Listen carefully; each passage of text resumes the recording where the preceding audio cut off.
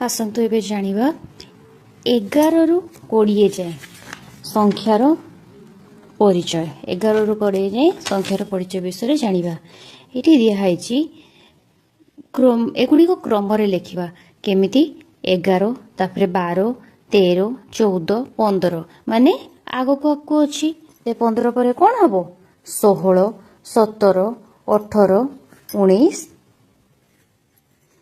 16 17 18 19 20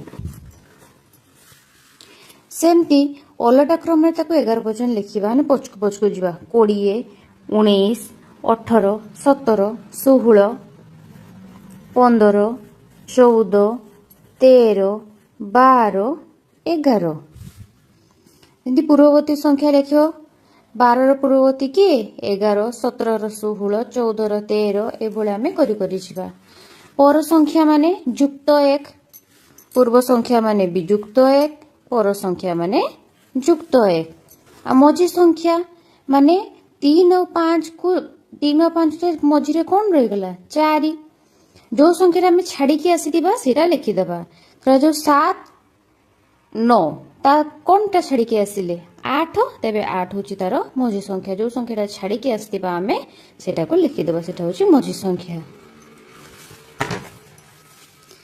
तापरे बड़ संख्या को गोल बोलाओ बड़ संख्या हम केमती जानिबा जो संख्याटा सबुठू पछरे आसुची सेटा होची हमर बड़ संख्या माने कि 11 18 15 16 12 भितर के पछरे आसुची 18 तेबे 18टा होची सबुठू सेमती आमे सब एगुडा करी करी जिबा। सेमती सान संख्या केमती जानिबा जो संख्याटा सबुठू आगरे आसे बड़ संख्या जे सबुठू पछरे आसे सी हूँ बड़ संख्या जे जोटा आगरे आसे सी हूँ सान संख्या 14 11 13 16 18 11 सब आगरे आस माने 11टी हूँ सान संख्या।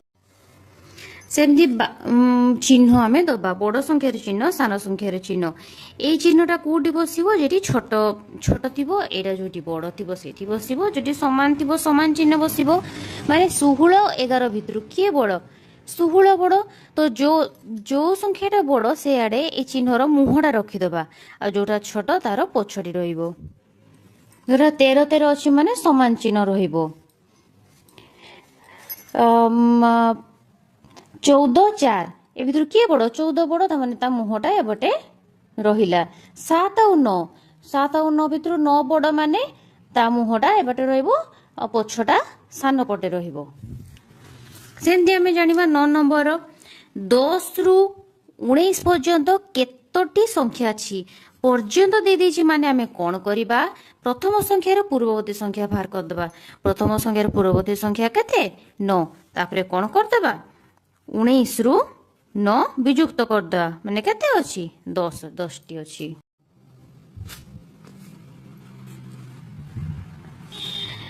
दस रु 20 मध्य केतोटी संख्या अछि मध्य माने कोन करिबा 10 रो परवर्ती संख्या बाहर कर दबा केते 11 तापरे कोन करिबा 20 रु 10 कोन कर दबा विजुक्त कर दबा 20 रु 10 विजुक्त करले केते हबो 10।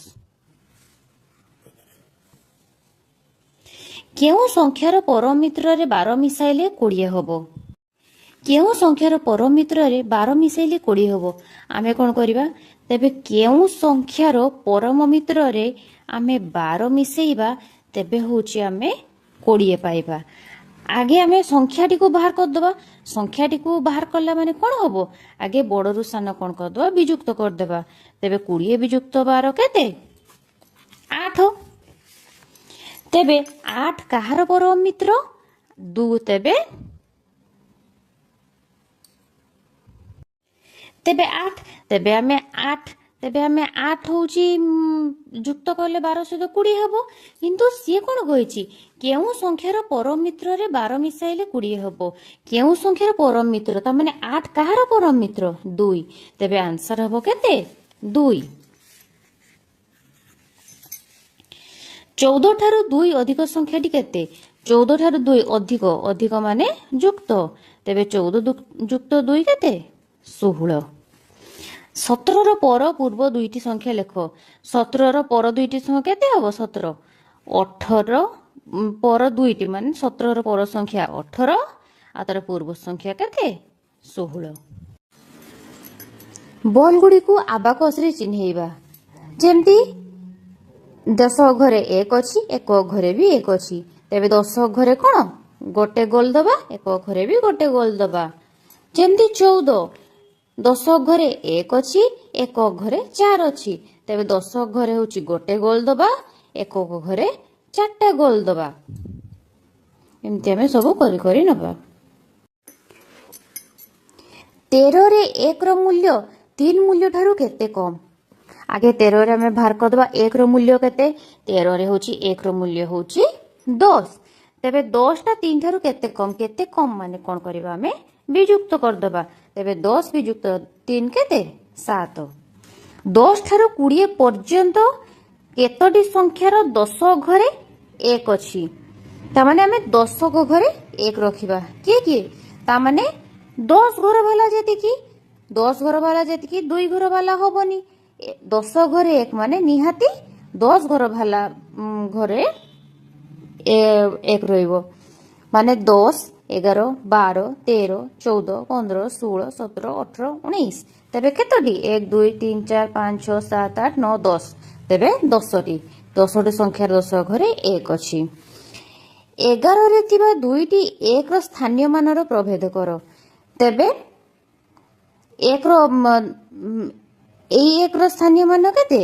10। ଏଇ 1ର ସ୍ଥାନୀୟ ମାନ କେତେ? 1। ପ୍ରଭେଦ ମାନେ କ'ଣ କରିବା? ବିଯୁକ୍ତ କରିଦେବା। 10 ବିଯୁକ୍ତ 1 କେତେ? 9। 18ର ପୂର୍ବରୁ କେଉଁ ନିକଟବର୍ତ୍ତୀ ସଂଖ୍ୟାର 1 ଘରେ 3 ଅଛି? ତେବେ 18ର ପୂର୍ବରୁ ମାନେ ତା ପୂର୍ବ ସଂଖ୍ୟା ଲେଖି ଯିବା। 17, 16, 15, 14, 13। ତେବେ 1 ଘରେ ଆସିଗଲା ଆମର 3। ତେବେ କେତେ? 13। 18 ଯେଉଁ ସଂଖ୍ୟାର ପୂର୍ବ ସଂଖ୍ୟା ତାର ପର ସଂଖ୍ୟା କେତେ? 18 ଯେଉଁ ସଂଖ୍ୟାର ପୂର୍ବ ସଂଖ୍ୟା। ତେବେ କୋଉ ସଂଖ୍ୟାର ପୂର୍ବ ସଂଖ୍ୟା 18? 19ର ପୂର୍ବ ସଂଖ୍ୟା ହେଉଛି 18। ତେବେ ତାର ପର ସଂଖ୍ୟା ମାନେ ସେ 19ର ପର ସଂଖ୍ୟା କେତେ? 19ର ପର ସଂଖ୍ୟା କେତେ? 20। 17 ସଂଖ୍ୟାରେ 1ର ସ୍ଥାନୀୟ ମାନ କେତେ? 7ର ସ୍ଥାନୀୟ ମାନ କେତେ? 17 ସଂଖ୍ୟାରେ 1ର ସ୍ଥାନୀୟ ମାନ 1 10 ଘରେ ଅଛି ମାନେ କେତେ? 10। 7 1 ଘରେ ଅଛି ମାନେ ସେଇ 7। 2 ଅଙ୍କ ବିଶିଷ୍ଟ କେଉଁ କ୍ଷୁଦ୍ରତମ ସଂଖ୍ୟାକୁ ଓଲଟାଇ ଲେଖିଲେ ତାର ଅଙ୍କ ଗୁଡ଼ିକ ମୂଲ୍ୟ ପରିବର୍ତ୍ତନ ହେବ ନାହିଁ? କାହାର? 11। 11କୁ ଯଦି ଆମେ ଓଲଟେଇକି ଲେଖିବା ସେଇ 11 ହିଁ ରହିବ। 14ଟି କାଠି ଯେ କେତେ ବିଡ଼ା କେତେ କାଠି ହେବ? ତାମାନେ ଆଗେ ଆମେ ଦେଖିନେବା କ'ଣ? 10ଟି କାଠିରେ ହୁଏ ଆମର ଗୋଟେ ବିଡ଼ା। ତେବେ କେତେ ହବ? ତେବେ ଗୋଟେ ଆଉ ବଳିଗଲା କେତେ? 10ଟି କାଠିରେ ଯଦି ଆମେ ଗୋଟେ ବିଡ଼ା ହବ ତେବେ 14ଟାକୁ ଆମେ ଭାଙ୍ଗିଦେବା। 14ଟାକୁ ଆମେ ଭାଙ୍ଗିଦେବା କେତେ? 10 ଯୁକ୍ତ 4ରେ। ତାମାନେ 10ଟା ବିଡ଼ା 10ଟା କାଠିରେ ଗୋଟେ ବିଡ଼ା ହୁଏ ମାନେ ଗୋଟେ ବିଡ଼ା ଆଉ ବଳିଗଲା କେତେ? 4ଟି କାଠି। 1 ବିଡ଼ା 5 କାଠି ଯେ କେତେ କାଠି? 1 ବିଡ଼ା ମାନେ କେତେ? ନିହାତି 10ଟା କାଠି। 1 ବିଡ଼ା ହେଉଛି 10ଟା କାଠି ଆଉ ଦେଇଛି ଆମର 5ଟା କାଠି। ତେବେ 10 ଯୁକ୍ତ 5 ହେଉଛି 15ଟି କାଠି।